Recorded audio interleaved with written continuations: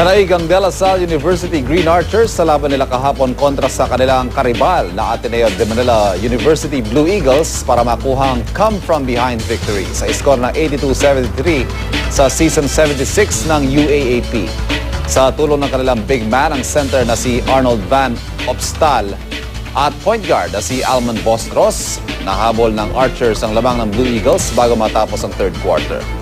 Hindi na nagawang makahabol ng Ateneo. Magtatatlong taon na rin ng huling manalong Lasal kontra Ateneo. At sa isang pambihirang pagkakataon, kulelat ang Blue Eagles sa standings matapos matalo sa tatlong sunod-sunod na laro. Tablang Ateneo at UP sa standings na 0-3. Tinambakan ng FEU Tamaraos ang UP Fighting Maroons kahapon sa score na 75-57. Muling pinangunahan ni Terence Romeo ang Tamaraos na nananatili pa ring undefeated at 3-0 sa standings.